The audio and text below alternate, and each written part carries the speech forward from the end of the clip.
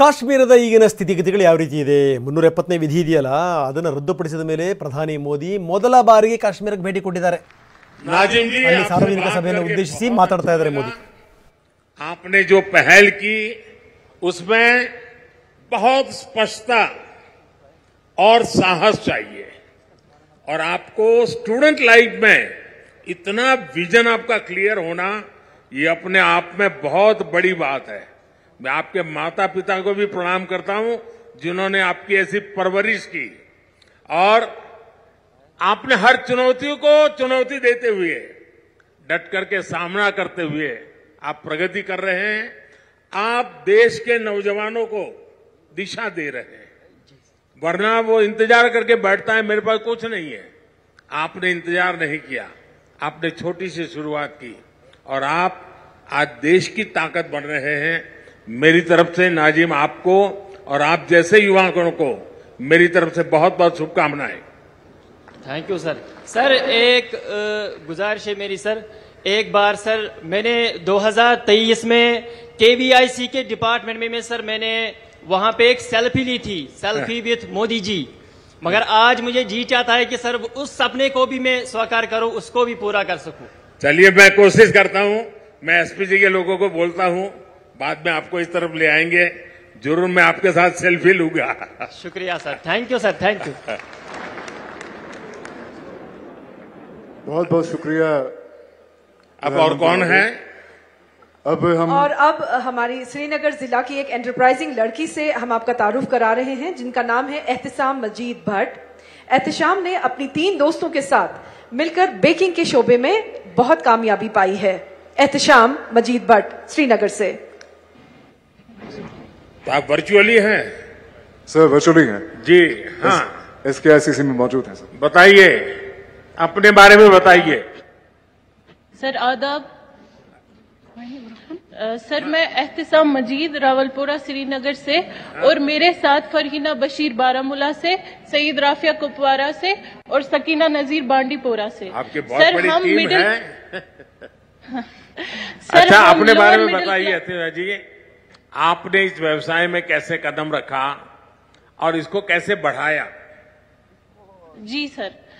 Sir हम lower middle class family से belong करते हैं. सर हम बचपन से ही बहुत पैशनेट थे बेकरी को लेके. जो ही हमारा admission food technology skill development में हुआ, तो हमें ये लगा कि हमारे इस पैशन को एक दिशा मिली है.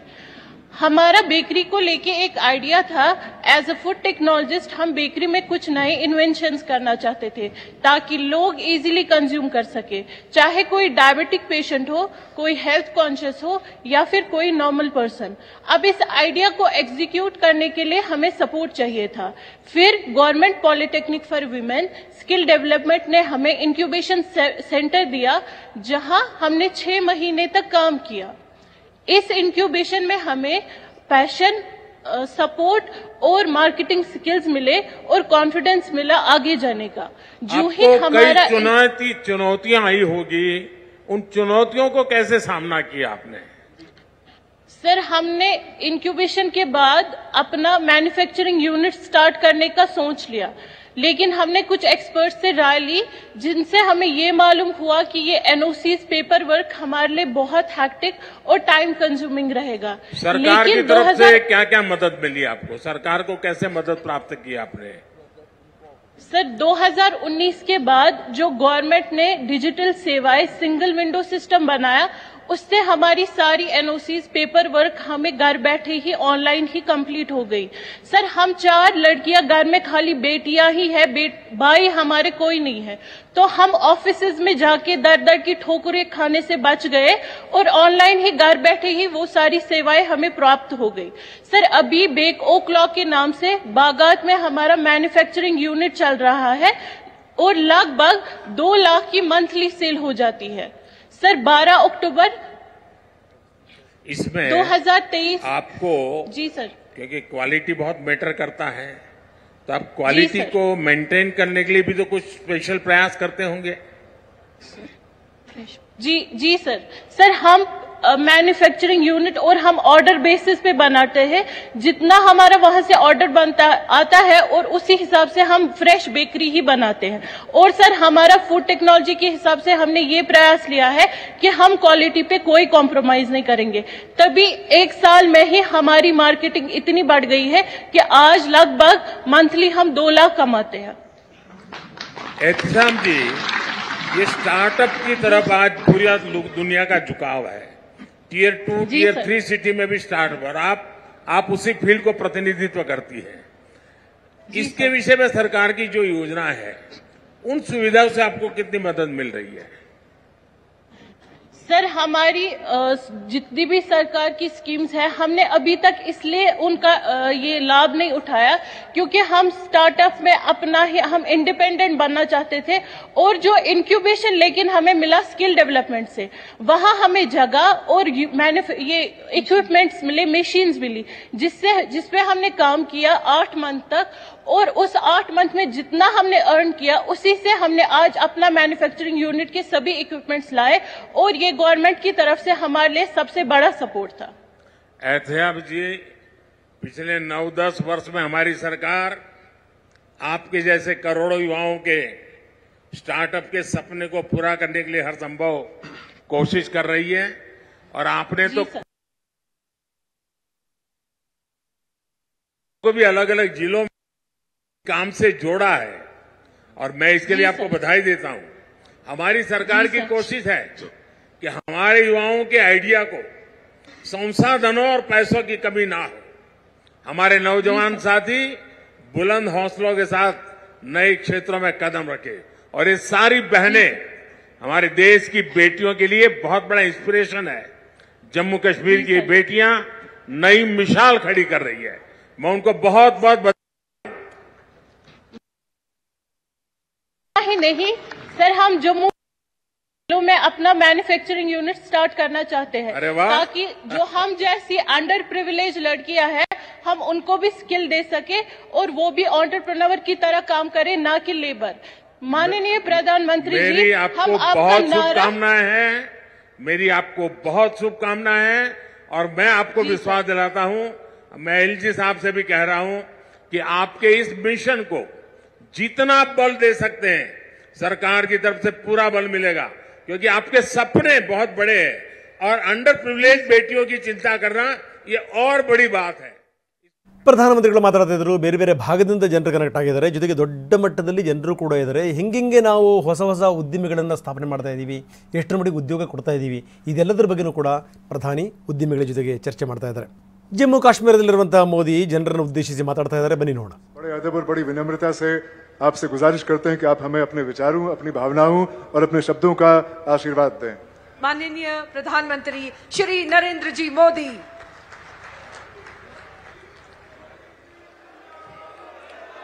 जम्मू कश्मीर के लेफ्टिनेंट गवर्नर श्रीमान मनोज सिन्हा जी,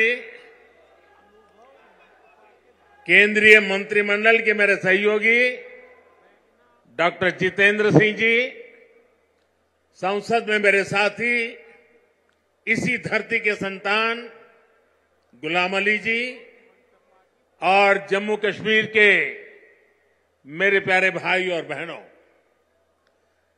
धरती के स्वर्ग पर आने का ये एहसास, ये अनुभूति शब्दों से परे है। प्रकृति का ये अनुपम स्वरूप, ये हवा, ये वादियां, ये वातावरण, और उसके साथ आप कश्मीरी भाई बहनों का इतना सारा प्यार। और मुझे बता रहे थे गवर्नर साहब के स्टेडियम के बाहर भी जम्मू कश्मीर के सभी लोग मौजूद हैं। 285 ब्लॉकों से भी करीब 1 लाख लोग टेक्नोलॉजी के जरिए जुड़े हुए हैं। मैं जम्मू कश्मीर की आवाम का आज हृदय से अभिनंदन करता हूं। ये वो नया जम्मू कश्मीर है जिसका इंतजार हम सभी को कई दशकों से था। ये वो नया जम्मू कश्मीर है जिसके लिए डॉक्टर श्यामा प्रसाद मुखर्जी ने बलिदान दिया था। इस नए जम्मू कश्मीर की आंखों में भविष्य की चमक है। इस नए जम्मू कश्मीर के इरादों में चुनौतियों को पार करने का हौसला है। आपके इन मुस्कुराते चेहरे देश देख रहा है और आज 140 करोड़ देशवासी सुकून महसूस कर रहे हैं। साथियों, अभी मनोज सिन्हा जी का भाषण हम सब ने सुना। उन्होंने इतनी बढ़िया तरीके से बातों को रखा, विकास की बातों को इतने विस्तार से समझाया। शायद उनके भाषण के बाद किसी के भाषण की जरूरत नहीं थी, लेकिन आपका प्यार, आपकी इतनी बड़ी तादाद में आना, लाखों लोगों का जुड़ना, आपके इस प्यार से मैं जितना खुश हूं उतना ही कृतज्ञ भी हूं। मोदी प्यार के इस कर्ज को चुकाने में कोई कोर कसर नहीं छोड़ेगा। और मैं 2014 के बाद जब भी आया मैंने यही कहा, मैं ये मेहनत आपका दिल जीतने के लिए कर रहा हूं और मैं दिनों दिन देख रहा हूं कि मैं आपका दिल जीतने की दिशा में सही दिशा में जा रहा हूं। आपका दिल मैं जीत पाया हूं और ज्यादा जीतने की कोशिश मेरी जारी रहेगी। और ये मोदी की गारंटी है, मोदी सूझ गारंटी। और आप जानते हैं मोदी की गारंटी यानी गारंटी पूरा होने की गारंटी। साथियों, अभी कुछ समय पहले ही मैं जम्मू आया था। वहां मैंने 32,000 करोड़ 32,000 करोड़ रुपए के इंफ्रास्ट्रक्चर और एजुकेशन से जुड़े प्रोजेक्ट का शुभारंभ किया था। और आज इतने कम अंतराल में ही आप सबके बीच मुझे श्रीनगर आने करके आप सबसे मिलने का अवसर मिला है। आज मुझे यहां टूरिज्म और विकास से जुड़ी कई परियोजनाओं के शिलान्यास और लोकार्पण का सौभाग्य मिला है। किसानों के लिए कृषि क्षेत्र से जुड़ी योजना भी समर्पित की गई है। 1,000 युवाओं को सरकारी नौकरी के नियुक्ति पत्र भी दिए गए हैं। विकास की शक्ति, पर्यटन की संभावनाएं, किसानों का सामर्थ्य और जम्मू कश्मीर के युवाओं का नेतृत्व, विकसित जम्मू कश्मीर के निर्माण का रास्ता यहीं से निकलने वाला है। जम्मू कश्मीर केवल एक क्षेत्र नहीं है, ये जम्मू कश्मीर भारत का मस्तक है। और ऊंचा उठा मस्तक ही विकास और सम्मान का प्रतीक होता है। इसलिए विकसित जम्मू कश्मीर विकसित भारत की प्राथमिकता है। साथियों, एक जमाना था जब देश में जो कानून लागू होते थे वो जम्मू कश्मीर में नहीं लागू हो पाते थे। एक जमाना था जब गरीब कल्याण की योजनाएं पूरे देश में लागू होती थी, लेकिन जम्मू कश्मीर के मेरे भाई बहन उनका लाभ उनको नहीं मिलता था। और अब देखिए वक्त ने कैसे करवट बदली है। आज यहां श्रीनगर से आपके साथ ही पूरे भारत के लिए भी योजनाओं का आरंभ हुआ है। आज श्रीनगर जम्मू कश्मीर ही नहीं, पूरे देश के लिए पर्यटन की नई पहल कर रहा है। इसलिए जम्मू कश्मीर के अलावा देश के 50 से ज्यादा और शहरों से भी हमारे साथ लोग अभी जुड़े हुए हैं। देश भी आज श्रीनगर से जुड़ा हुआ है। आज यहां से स्वदेश दर्शन योजना के तहत 6 परियोजनाएं देश को समर्पित की गई है। इसके अलावा स्वदेश दर्शन इस स्कीम के अगले चरण का भी शुभारंभ हुआ है। इसके तहत भी जम्मू कश्मीर समेत देश के अन्य स्थानों के लिए करीब 30 परियोजनाओं की शुरुआत की गई है। आज प्रसाद योजना के तहत 3 परियोजनाओं का लोकार्पण हुआ है। 14 और परियोजनाओं को भी लॉन्च किया गया है।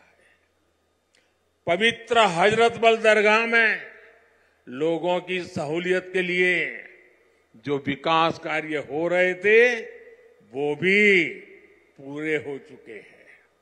सरकार ने 40 से ज्यादा ऐसी जगहों की पहचान भी की है जिन्हें अगले 2 वर्ष में टूरिस्ट डेस्टिनेशन के तौर पर विकसित किया जाएगा। आज देखो अपना देश पीपल्स चॉइस अभियान भी लॉन्च किया गया है। इससे एक बहुत बड़ा अनूठा अभियान है।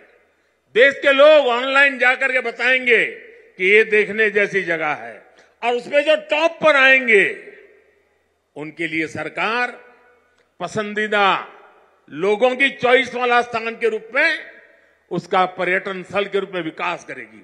ये जन भागीदारी से निर्णय होगा।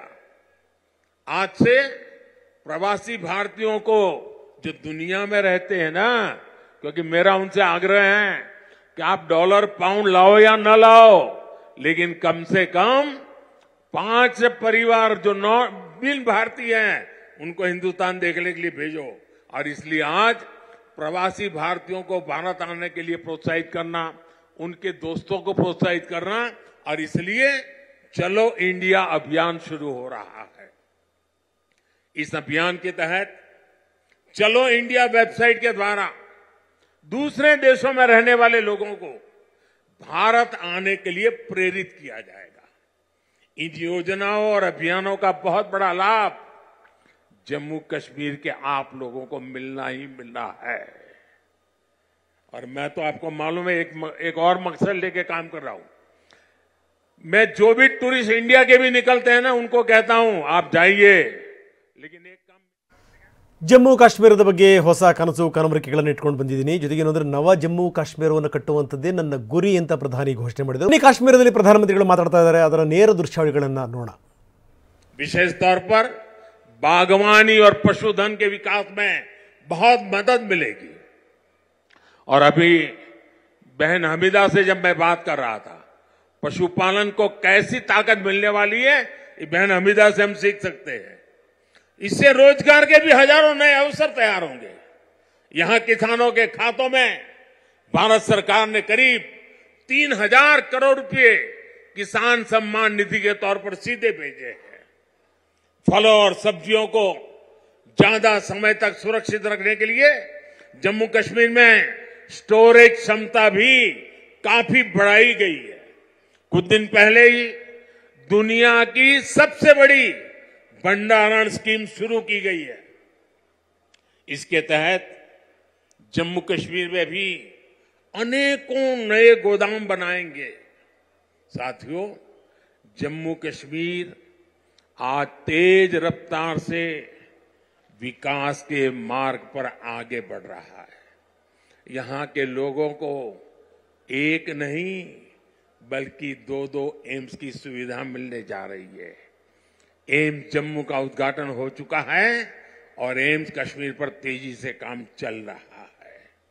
7 नए मेडिकल कॉलेज, 2 बड़े कैंसर अस्पताल स्थापित किए गए हैं। आईआईटी और आईआईएम जैसे आधुनिक शिक्षा संस्थान भी बने हैं। जम्मू कश्मीर में 2 वंदे भारत ट्रेनें भी चल रही है। श्रीनगर से संगलदान और संगलदान से बारामूला के लिए ट्रेन सेवा शुरू हो चुकी है। कनेक्टिविटी के विस्तार से जम्मू कश्मीर में आर्थिक गतिविधियां तेज हुई है। जम्मू और श्रीनगर को स्मार्ट सिटी बनाने के लिए इंफ्रास्ट्रक्चर के नए प्रोजेक्ट भी लाए जा रहे हैं। आप देखिएगा, आने वाले समय में जम्मू कश्मीर की सक्सेस स्टोरी पूरी दुनिया के लिए एक बहुत बड़ा आकर्षण का केंद्र बनेगा। और आपने जरूर देखा होगा, रेडियो पर सुना होगा, मैं अपने मन की बात कार्यक्रम में जम्मू कश्मीर की उपलब्धियों के बारे में हर बार मौका ले लेता हूं कुछ न कुछ कहने का। यहां साफ सफाई के अभियान, यहां का हस्तशिल्प, यहां की कारीगरी, इन पर मैं मन की बात में लगातार बात करता हूं। एक बार मैंने नदरू के बारे में, कमल ककड़ी के बारे में मन की बात में बहुत विस्तार से बताया था। यहां की झीलों में जगह जगह कमल देखने को मिलते हैं। 50 साल पहले बने जम्मू कश्मीर क्रिकेट एसोसिएशन के लोगों में भी कमल है। ये सुखद संयोग है या कुदरत का कोई इशारा कि बीजेपी का चिन्ह भी कमल है और कमल के साथ तो जम्मू कश्मीर का गहरा नाता है। साथियों, जम्मू कश्मीर के युवाओं को हर क्षेत्र में आगे बढ़ाने के लिए हमारी सरकार लगातार काम कर रही है। युवाओं के स्किल डेवलपमेंट से लेकर स्पोर्ट्स तक में नए अवसर बनाए जा रहे हैं।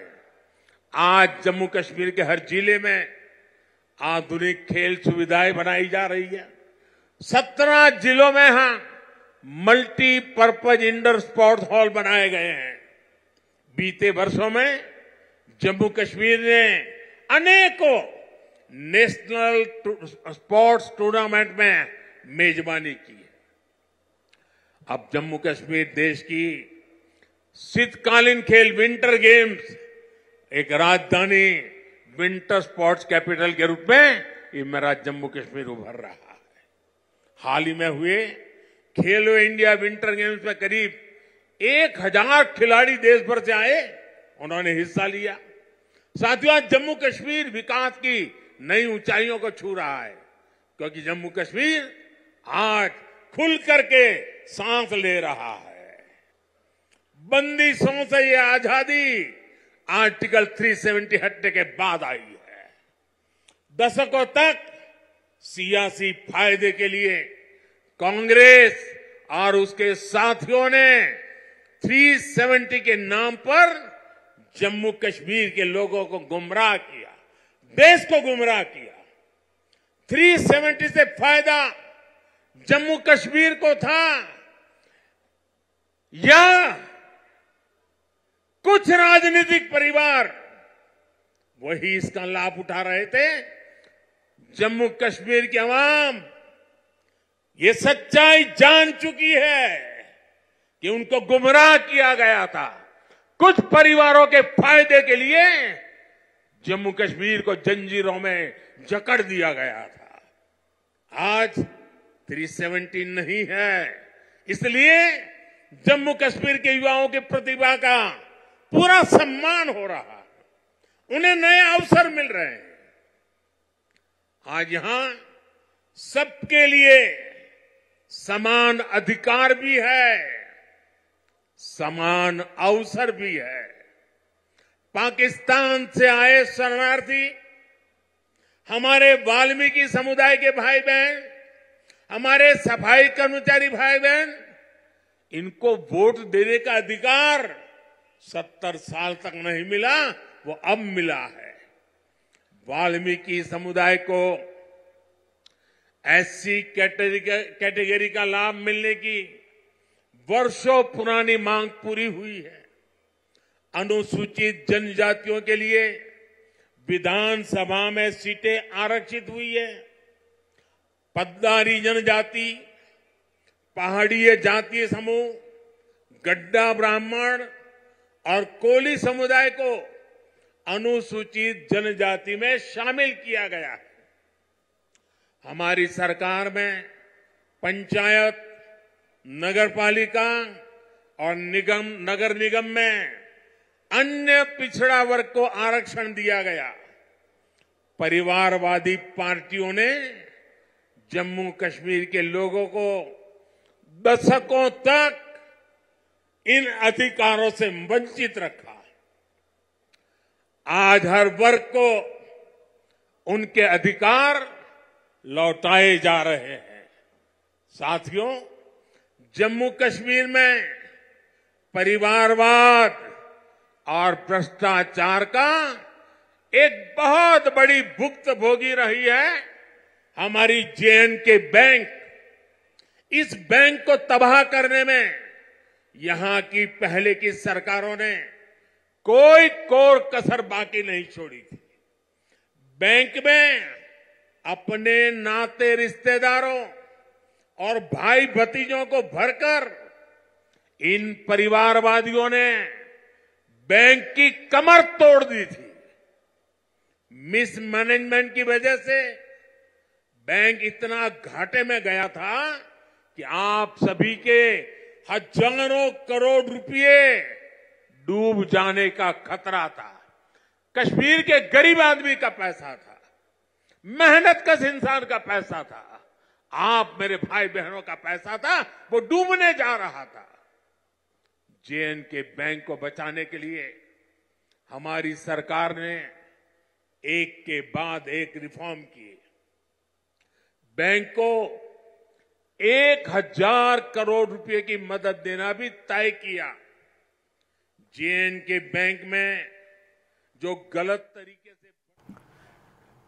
ಶ್ರೀನಗರದಲ್ಲಿ ಪ್ರಧಾನಿ ಮೋದಿ ಅವರ ಭಾಷಣವನ್ನು ನಾವು ಗಮನಿಸ್ತಾ ಇದ್ದೀವಿ. ಕಾಂಗ್ರೆಸ್ ಕುಟುಂಬ ರಾಜಕೀಯದ ಬಗ್ಗೆ ಮಾತನಾಡ್ತಾ ಹಾಗೇನೆ ಜಮ್ಮು ಕಾಶ್ಮೀರದಲ್ಲಿ ಆದಂಥ ಬದಲಾವಣೆಗಳ ಬಗ್ಗೆ ವಿಶೇಷವಾಗಿ ಪ್ರಧಾನಿ ಮೋದಿ ಅವರು ಏಮ್ಸ್ ಆಸ್ಪತ್ರೆನ ಉದ್ಘಾಟನೆ ಮಾಡಿ ನಂತರ ಮಾತನಾಡಿದ್ದಾರೆ.